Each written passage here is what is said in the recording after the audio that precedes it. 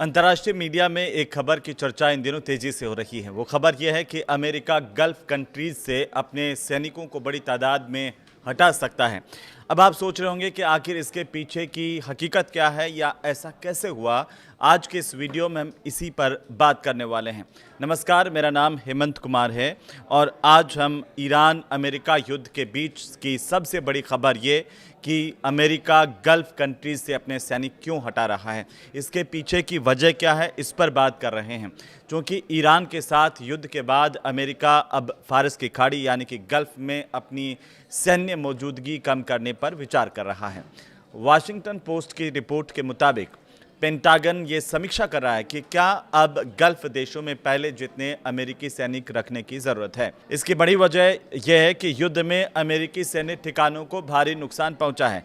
अंतर्राष्ट्रीय मीडिया की रिपोर्ट के मुताबिक इस दौरान 200 से ज़्यादा अमेरिकी सैन्य सुविधाएं क्षतिग्रस्त या तबाह हुई हैं। ये सच्चाई है। फिलहाल अमेरिका जॉर्डन से लेकर के ओमान तक फैले अपने करीब 20 सैन्य ठिकानों पर लगभग 40,000 सैनिक तैनात रखता है। इस वीडियो में आगे विस्तार से हम बताएंगे कि आखिर ये अमेरिका के गल्फ में सैन्य ठिकाने कहाँ है। लेकिन अभी फ़िलहाल हम आपको बताएं कि ये जो ठिकाने हैं इन पर अभी कोई अंतिम फैसला सेना हटाने को लेकर हालांकि नहीं हुआ है, लेकिन पेंटागन, जॉइंट स्टाफ और अमेरिकी जो सेंट्रल कमांड है वो मिलकर के इस बात का आकलन कर रहे हैं कि युद्ध के बाद मध्य पूर्व में अमेरिकी सैन्य तैनाती आखिर कैसी होनी चाहिए। तो बहरीन में अमेरिकी नौसेना के 5th फ्लीट का मुख्यालय बताया जाता है। उधर कुवैत, कतर, संयुक्त अरब अमीरात, यूएई और दूसरे गल्फ देशों में अमेरिका के सैन्य बड़े ठिकाने हैं जहां से अमेरिका की सेना जो है वो इन ठिकानों पर रहती है और आसपास के इलाकों को नियंत्रित करती है। सबसे पहले आप देखिए कि गल्फ में अमेरिका के 8 अहम सैन्य ठिकाने कौन कौन से हैं। क्योंकि कतर की सबसे पहले बात करें तो सबसे बड़ा जो सैन्य ठिकाना है वो कतर में है, जहां पर अल उदैद एयरबेस कतर का, जहां मिडिल ईस्ट का सबसे बड़ा अमेरिकी सैन्य बेस एयरबेस ये माना जाता है, जहां पर बड़ी तादाद में अमेरिका की सेना है। साथ ही साथ अगर अमेरिका के सैन्य ठिकानों की बात में जिक्र करें तो दूसरा नंबर का सबसे बड़ा सैन्य ठिकाना है नेवल सपोर्ट एक्टिविटी बहरीन का। यहां से क्या होता है, 5th फ्लीट का ये हेडक्वार्टर है। जैसे मैंने आपको बताया था, यहां बड़ी तादाद में अमेरिकी सेना की मौजूदगी होती है। इसके अलावा एक ठिकाना कुवैत में है, कैंप अरिफजान, जहां पर अमेरिकी सेना का लॉजिस्टिक बेस है। और इसके अलावा अगर आप देखेंगे तो कुवैत में ही दूसरा सैन्य अमेरिकी अड्डा जिसे अली अल सलेम एयरबेस कहते हैं, और यहां पर दरअसल अमेरिकी लड़ाकू विमानों का एक बड़ा ठिकाना ये माना जाता है। बड़ी तादाद में अमेरिका के लड़ाकू विमान यहाँ पर कुवैत में तैनात होते हैं। इसके अलावा जो 5वां सबसे बड़ा सैन्य बेस है अमेरिका का, वो अगर आप देखें तो यूएई में है, जिसे अल दफरा एयरबेस के नाम से जाना जाता है। यहाँ पर निगरानी और लड़ाकू विमान दोनों यहाँ पर जो है बेस है, दोनों का काम यहाँ पर होता है। इसके अलावा प्रिंस सुल्तान एयरबेस है सऊदी अरब का, वो भी बड़ा ठिकाना है अमेरिका के सैन्य अड्डों में।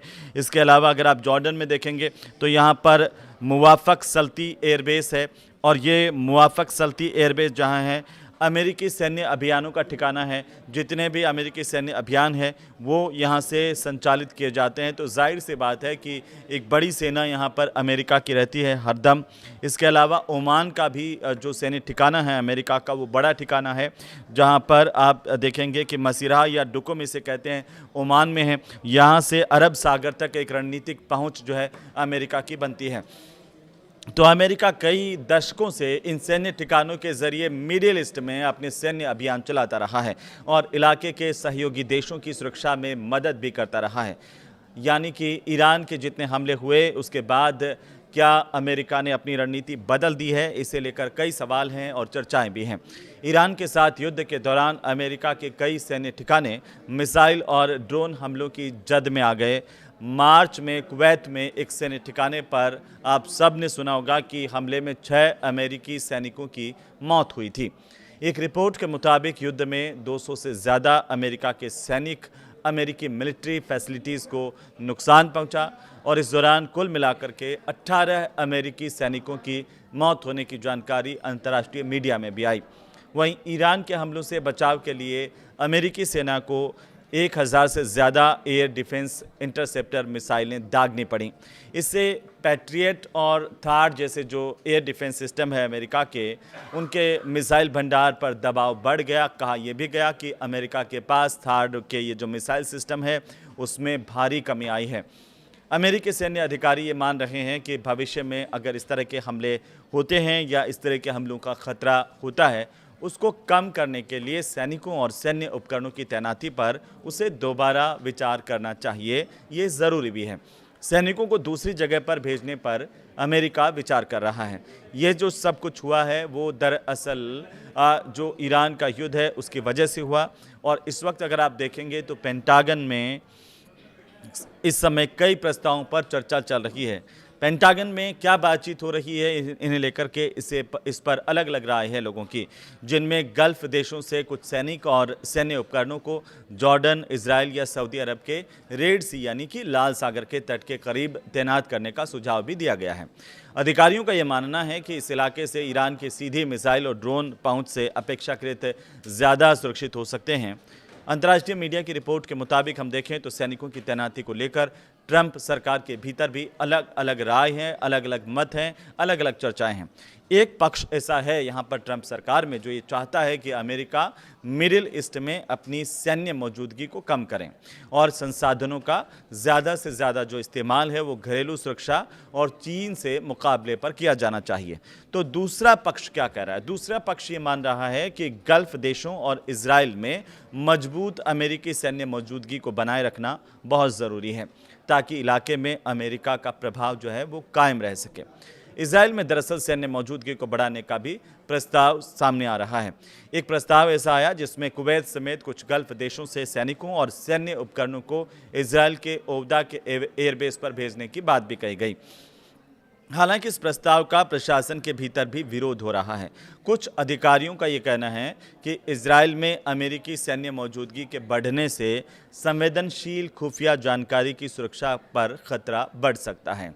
अब गल्फ देशों पर भी इसका क्या असर पड़ेगा, ये बड़ा सवाल है। अगर अमेरिका गल्फ देशों से बड़ी संख्या में अपने सैनिकों को हटाता है तो इसका सबसे ज़्यादा जो असर है यहाँ के सिक्योरिटी इंफ्रास्ट्रक्चर पर पड़ने वाला है। साथ ही पूरे मिडिल ईस्ट के सुरक्षा समीकरण भी इससे बदल सकते हैं। दशकों से सऊदी अरब, यूएई, कतर, कुवैत, बहरीन और दूसरे जो खाड़ी देश हैं वो अपनी सुरक्षा के लिए अमेरिकी सैन्य मौजूदगी पर ही निर्भर रहे हैं, ये अगर आप जानते हैं तो, क्योंकि सैनिकों की संख्या कम होने पर इन देशों को अपनी जो सैन्य क्षमता है उसको बढ़ाना पड़ सकता है या फिर नए सुरक्षा जो साझेदार हैं उनको तलाशना पड़ सकता है। हालांकि अमेरिकी सैनिकों की जो संख्या कम होने का मतलब ये नहीं होगा कि दोनों पक्षों के सुरक्षा जो संबंध है वो खत्म हो जाएंगे। हथियारों की खरीद फरोख्त हो या फिर खुफिया जानकारी को आपस में साझा करना हो या सैन्य सहयोग जैसी व्यवस्थाएं पहले की तरह जारी रखी जा सकती हैं। अब आप देखिए कि सितंबर के महीने तक 3.6 लाख करोड़ रुपए खर्च होने का अनुमान लगाया गया है। पेंटागन का अनुमान है ये, क्योंकि सितंबर के अंत तक ईरान युद्ध पर अमेरिका का जो खर्चा है वो 37.5 अरब डॉलर यानी कि करीब करीब अगर आप उसे भारतीय रुपयों के हिसाब से देखें तो 3.6 लाख करोड़ रुपए तक पहुंच सकता है। और इस अनुमान में क्षतिग्रस्त सैन्य ठिकानों को दोबारा से बनाने का खर्च तो शामिल ही नहीं है और इसीलिए अमेरिका अब सिर्फ उनकी मरम्मत पर नहीं बल्कि ये भी तय कर रहा है कि जो तमाम ठिकाने हैं सभी ठिकानों को पहले की जगह पर फिर से बनाया जाए या फिर कुछ को दूसरी जगह शिफ्ट कर दिया जाए जो ज़्यादा सुरक्षित हो सकते हैं। अमेरिका ने अब गल्फ देशों में सैन्य ठिकाने क्यों बनाए, ये सवाल सबके मन में होता है। तो इस सवाल का जवाब भी हम देंगे, लेकिन इसके पीछे की एक बड़ी कहानी है कि आखिरकार अमेरिका ने गल्फ कंट्रीज़ में अपने सैन्य ठिकानों को एस्टैब्लिश क्यों किया, वहाँ पर अमेरिका की सेनाएं 24 घंटे क्यों रहती है। सबसे बड़ी बात है कि तेल और गैस की सप्लाई को सुरक्षित रखने के लिए अमेरिका को ऐसा करना पड़ रहा है या अमेरिका ने ऐसा किया है। दुनिया के एक बड़े तेल हिस्से को और गैस ये तमाम चीज़ें तेल और गैस फ़ारस की खाड़ी से मिलती है और इसीलिए अमेरिका ये चाहता है कि इन समुद्री रास्तों में किसी तरह की कोई बाधा नहीं आए।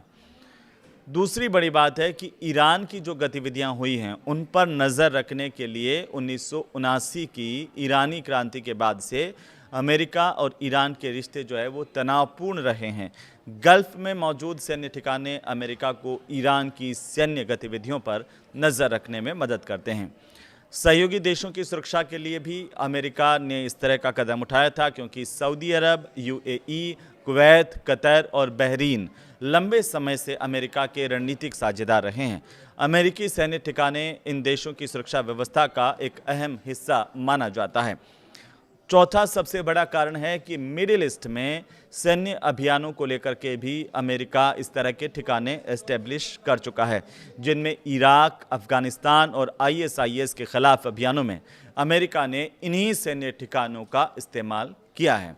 तो अब आपको ये समझ में आया होगा कि आखिर अमेरिका ने गल्फ कंट्रीज़ में अपने सैन्य ठिकाने क्यों बनाए, इनके पीछे की वजह क्या है, और अब जब गल्फ कंट्रीज से अमेरिका इन सैन्य ठिकानों से अपनी सेनाएं कम करने का विचार कर रहा है तो उसके पीछे की वजह क्या है, इसके परिणाम क्या हो सकते हैं, आप कमेंट करके हमें बता सकते हैं और साथ ही साथ इसे लाइक कर सकते हैं, शेयर कर सकते हैं।